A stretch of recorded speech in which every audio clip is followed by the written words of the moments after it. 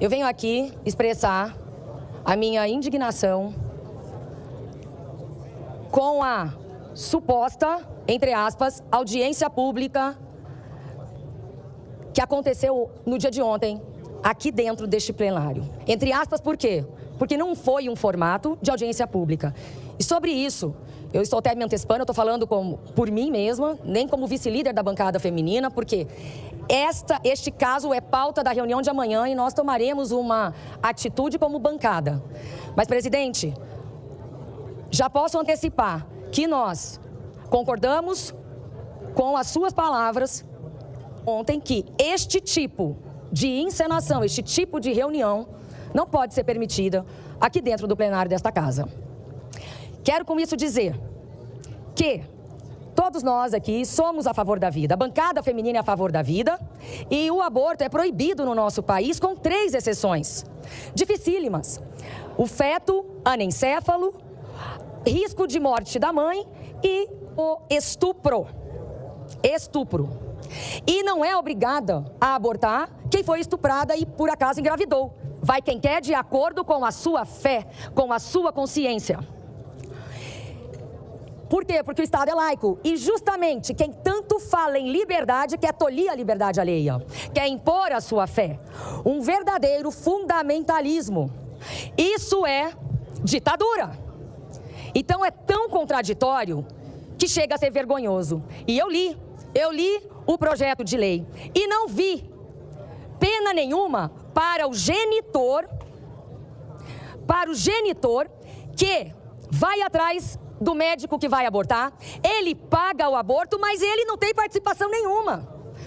Coautoria, participação, nada disso foi abordado. Quem que foi abordado? A mulher, a menina sim, para cumprir medida socioeducativa, e o médico ou a médica. E o que mais nos espanta, presidente, é que no mandato do presidente Bolsonaro, esta bancada jamais falou do assunto, porque teria certeza que seria sancionado. Por que agora? 4 anos para aprovar isso. Por que agora? Porque agora a vida não importava? 4 anos e a vida não importava? E mais, não sou da área da ciência, da área médica, mas sabe-se que a vida desde a concepção. Então quer dizer que até um dia antes das 22 semanas, não há vida, não há dor. Que contradição! E mais, eu gostaria muito, mas muito, vou terminar o raciocínio, Fabiana, e vou te dar, que nossos colegas, eu queria até o telefone, o contato daquela senhora que esteve aqui ontem, encenando aquilo que nós vimos. Sabe por quê? Porque eu quero ver ela encenando a filha, a neta, a mãe, a avó, a esposa de um parlamentar sendo estuprada. Eu quero que ela faça a encenação do estupro agora. Por que não? Se encenaram um homicídio aqui ontem, que encenem o estupro. E pergunto para vocês, se é a filha de um parlamentar aqui, com 10 anos, com 11, com 18, com 20, que é estuprada, essa menina, esse parlamentar, diante de um flagrante delito, é obrigado a denunciar. Ele vai fazer o quê? Vai denunciar a filha para 20 anos de cadeia? E se a mulher de um parlamentar for estuprada? E se ela engravidar? Se esta mulher engravidar, então este parlamentar vai fazer o quê? Vai levar a termo a gestação. Aí, Fabiano Contarato, ele vai acompanhar a gravidez do estuprador na esposa dele. Aí, vai dar toda a atenção, o dia que nascer, ele vai escolher se ele assume essa criança ou se ele dá para adoção. É mais uma vez algo que nos choca. E o SUS banca a vasectomia. Para quem quiser fazer, ninguém delibera sobre o corpo dos homens. E eu não estou aqui defendendo o aborto, eu sou contra. E o Estado brasileiro também é, com 3 raras exceções. Portanto, é aviltante, é chocante o que querem deliberar sobre o sentimento, sobre a fé de cada uma de nós brasileiros. Que estes parlamentares nos respondam se iriam denunciar suas filhas, suas netas, suas esposas. E a gente sabe, muitos homens são copartícipes, eles são participantes, enfim. Agora um detalhe importante, o senhor que é penalista, presidente, não é descriminalizar. Sabe por quê? Porque é crime abortar, porém não se penaliza porque a violência, não se penaliza, é diferente. Continua cometendo um crime, mas não se penaliza porque o fato de ter sido estuprada já é dor suficiente para a pessoa. Então, a tecnicidade, Contarato, eu gosto de falar com quem é penalista, quem entende do que eu estou falando, porque parece que aqui a gente até é a favor e é contra a vida o que estão falando. Portanto, concedo a Vossa Excelência, meu amigo, a palavra. Eu quero parabenizar a Vossa Excelência por ter tido a coragem de trazer à tribuna do Senado Federal esse tema, que para mim também, senadora Soraya e senador Rodrigo Pacheco, eu acho que nós chegamos ontem a uma demonstração de um grau de psicopatia, talvez até de um retorno ao período medieval. Eu me assusto com como que o Senado está se caminhando.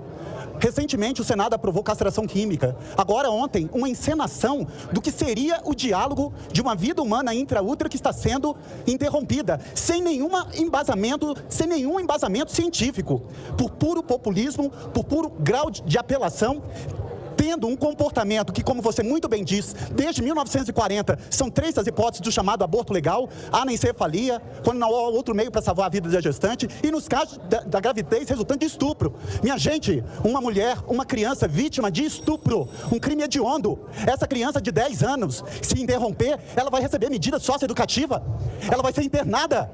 É isso que nós vamos fazer com as nossas crianças? Criança não é mãe. Estuprador não é pai. Isso que tem que ser dito.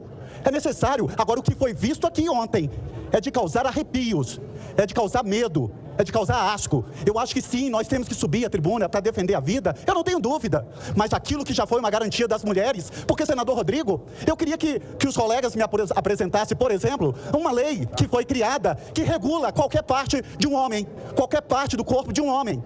Mas é muito fácil fazer isso com relação às mulheres, num país que ainda é sexista, num país que ainda é misógino, num país que ainda quer reduzir o tamanho da mulher.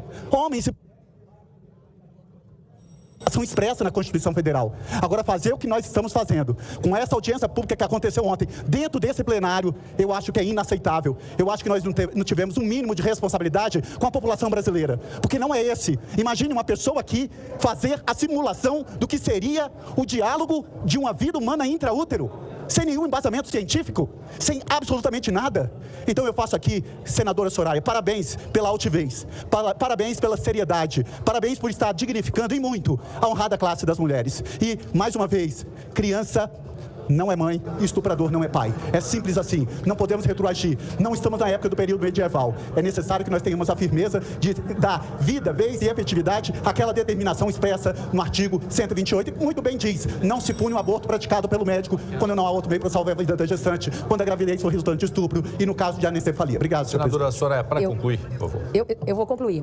E, para terminar, em 2019, no governo Bolsonaro, eu e vários senadores, não vou citar nomes aqui, estivemos no Ministério da Saúde, ainda no governo, ainda no Ministério do Henrique Mandetta.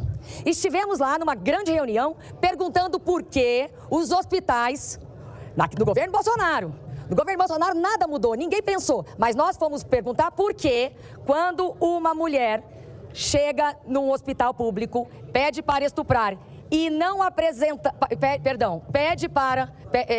requer o aborto sob a alegação de estupro, o que nós exigíamos era que ela registrasse o boletim de ocorrência. E o que nos foi dito, e foi, ok, nós nos calamos e voltamos porque nós entendemos um dos motivos. E eu vou simplificar. Quem estava lá sabe do que eu estou falando. O que foi dito? Muitas meninas, é diferente uma mulher quando procura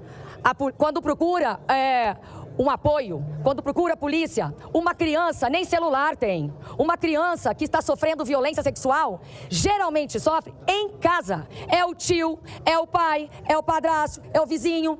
Como que essa criança Olha só, vai ao hospital. E é denunciado o parente, porque a ação, quando é menor, é pública incondicionada à representação. Se eu faço um boletim, se eu registro um boletim de ocorrência, nesse caso de estupro, é obrigatória a abertura de um processo. E como que essa criança volta para casa? Ela está com o algoz, ela dorme com o algoz. E por isso, Mandetta nos disse, e isso nunca foi modificado, que para realmente ajudar e proteger mais, seria assim. Portanto,